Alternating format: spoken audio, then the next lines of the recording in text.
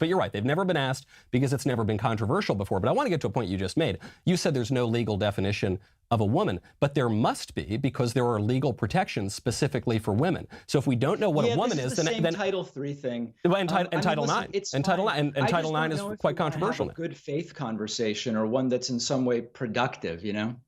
You're saying you and I, or you're saying Ketanji Jackson? You and I, yeah. I don't know if, I mean, listen, the Republican senators obviously didn't want to have a good faith conversation. I was talking about you and I, Michael. Yes, well, I do want to, I mean, this is why I'm granting you you're making the point on political strategy. I totally grant you that. That was the right move for her to make. Am I crazy, or should a twice Harvard-educated nominee, federal judge, nominee for the Supreme Court, who is a woman, be able to define what a woman is? What is up, everyone? In this clip, Michael Knowles takes on David Pakman in one of the most frustrating debates you will ever watch. And at the heart of it, the question that has progressives squirming in their seats: what is a woman? Pakman tries to dodge, deflect, and derail the conversation, but Michael methodically cuts through the nonsense. Let's break down the key moments where Pakman arguments completely unravel, and why this question exposes a fundamental flaw in leftist ideology. I can't say if you're crazy. That would be for a mental health professional. For my doctor. You're either dishonest or ignorant, and we can maybe figure out which. So here's the deal. I mean, I'm kind of, you know, we're just meeting each other. I'm sort of kidding around, but here's the deal. There are no instances where, when issues come before the Supreme Court, it comes down to the dictionary definition of a word. When it comes to who counts as a woman, or what is discrimination, or what is negligence, it's always in very narrow circumstances where dictionary definitions do almost nothing for you. So she was very smart not to play into these kind of rhetorical black holes, because whatever definition she gives, Michael, she then is going to be pushed into some corner with some case or article or book she hasn't read, by the way, and there's no upside to it. So if we're just having a good faith conversation about strategy, she did the right thing. Almost 60% of Americans believe she's qualified, and she is. And that's really all there is to it. It's kind of boring. Well, I agree with her. I don't agree with you that it's boring. I think it's one of the most interesting questions in the country, that we're now at a point where we can no longer even define man or woman. But I do agree with you on strategy. She's in a very tough spot, because her side of the aisle, and she's relatively leftist, even by the standards of the Democratic Party. So on her side of the aisle, there is a new definition of woman. Well, they haven't given the definition of woman, but it's not the old definition of woman, which is a person who's not a man. That is out because of the transgender movement. And so she knows that if she gives this new definition, which is a woman is, I don't know, a woman is someone who says that he or she is a woman, that's going to alienate, I think, the vast majority of Americans. Boom, there it is. The left has painted themselves into a corner, and they know it. If she goes with the progressive definition that a woman is anyone who claims to be one, she loses the overwhelming majority of Americans who still believe in basic biology. But if she sticks with the traditional definition, she alienates the far left activists who control her party. This is why they refuse to answer the question. They know that no matter how they define it, they will lose. It's like trying to sell ice cream that tastes like broccoli. Nobody wants it, but they keep insisting it's the future. Let me know if you guys would agree down in the comments below. If she gives the old definition that a woman is a female human being, and a female is of or denoting the sex that can bear children and reproduce and produce eggs, for instance, she knows that that will alienate her base, and she knows that that now is apparently controversial in the law after the Bostock decision, after other transgender decisions. So I understand the strategy, but what about the law? What about the definition? You say she shouldn't be quoting the dictionary. Well, fine. Shouldn't she at least be able to give the legal definition of a woman? Shouldn't she, a woman, have some sense of what that is? I'm not a meteorologist. I can tell you if it's raining. And this is the perfect analogy, Michael. You don't need to be a biologist to know what a woman is, just like you don't need to be a meteorologist to know when you're getting drenched in the rain. This is common sense, a concept that the left has all but abandoned. If a Supreme Court nominee can't answer this basic question, what other obvious truths are they going to ignore? Are we going to start questioning the definition of gravity next? This isn't just about one word, it's about whether we are willing to stand up for reality itself. Yeah, there is no legal definition of a woman, and that's exactly the point.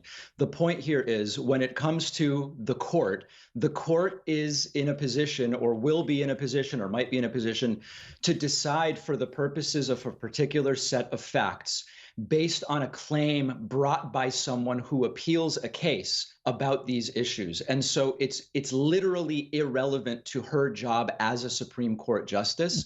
And so again, we can have a cultural discussion outside of the context of the Supreme Court. In the Senate's job in evaluating, is she qualified? It's an irrelevant question. And by her qualifications, she's more qualified than any of the 9 justices currently on the court. There's no way to deny that. I think you can, because I think all of the 9 justices on the court can tell you what a woman is. And so I know we're getting back. Because they've never been asked to do that. No, nobody's ever been asked to define words in this way during hearings. So you could speculate that, but they've never been asked. So they've never been asked. Impossible I agree, to say that. I've never, but I, as a gambling man, I would bet the farm that Justice Alito could tell you what a woman is. But you're right; they've never been asked because it's never been controversial before. But I want to get to a point you just made. You said there's no legal definition of a woman, but there must be, because there are legal protections specifically for women. So if we don't know what a woman is, then Title III thing. And Title IX, and Title IX is quite controversial. Good faith conversation. Exactly, Michael. This is where the rubber meets the road. Title IX was specifically created to ensure equal opportunities for women in education and sports. But if we can't define what a woman is, how do we enforce it? It's like having a speed limit but no way to define what a car is. Does a skateboard count? How about a horse? The left wants to have it both ways. They want to protect women but refuse to define what qualifies as one. It's either sheer incompetence or deliberate strategy to dismantle these protections under the guise of inclusivity. Either way, it is a disaster. Or one that's in some way productive, you know?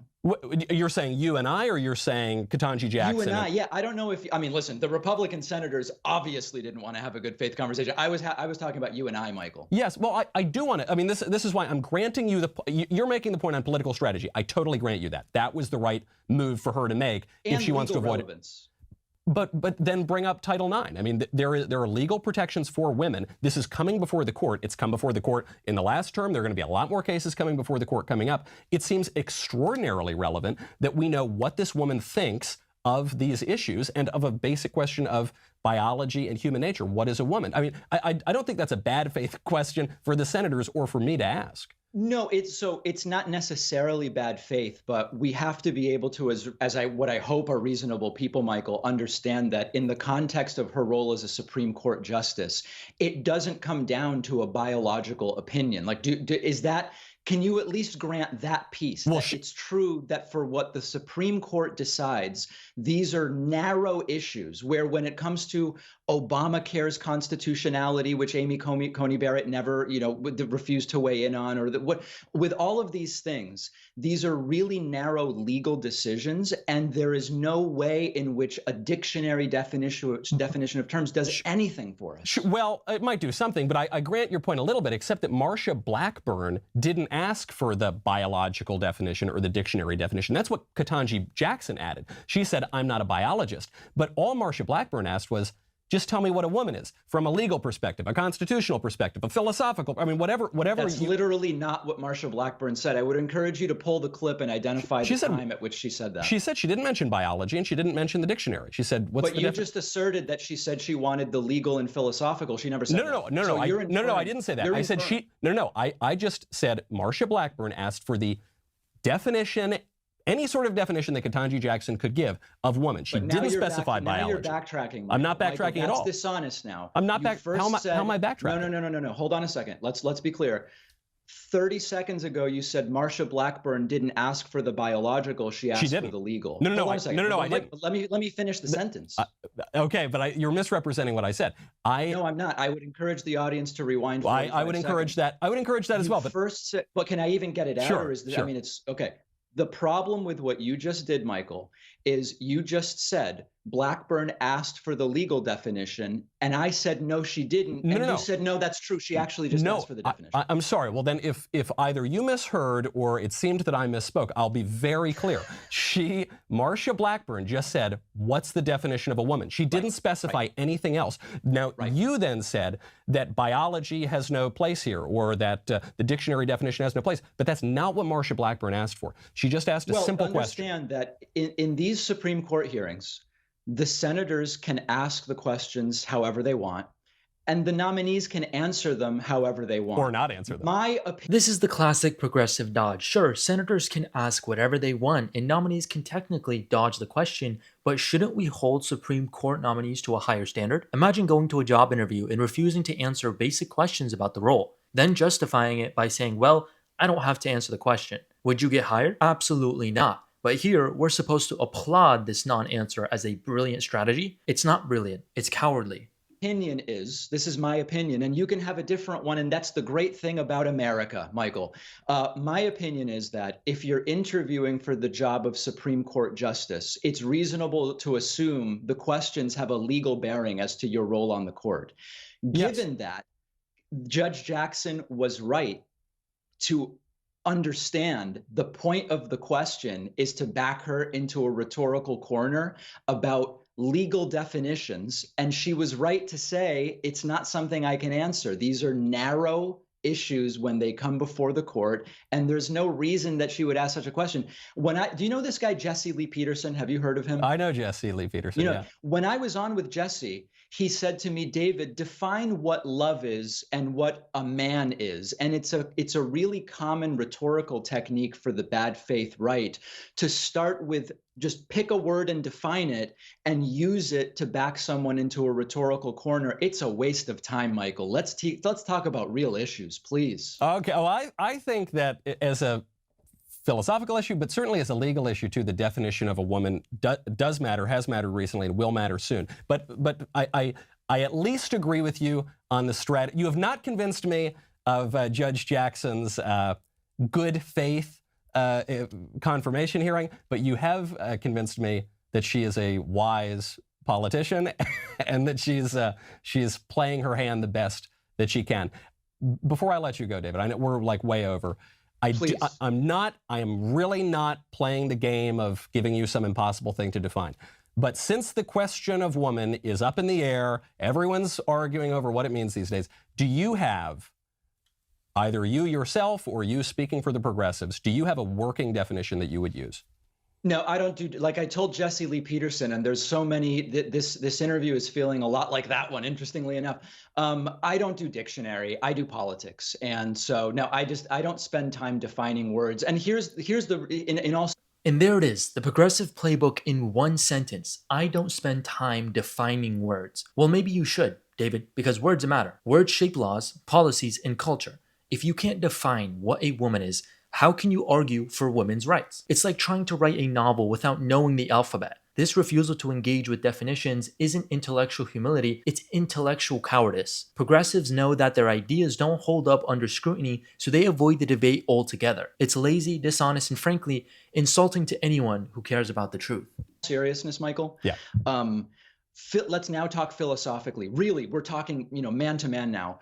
Dictionaries are descriptive, not proscriptive. So well, they're prescriptive sometimes too, but they can be descriptive. They are descriptive and prescriptive as well, right? The word means this. By definition, humans decide what to put in the dictionary, right? So they're just these are descriptive. But they put it there because the words mean something at the time believe. Michael Knowles absolutely destroyed David Pakman here, and for a good reason. Pakman's refusal to answer such a simple question exposes the entire progressive strategy. Dodge the debate, deflect from reality, and hope no one notices. But we do notice, and the more they twist themselves into knots to avoid reality, the more people wake up to the absurdity of their ideology. What do you think? Is this a sign of deeper problems with the left? Let me know in the comments below. Also, give us a like and subscribe, really helps out the channel. Thank you for watching, and we'll see you guys in the next one.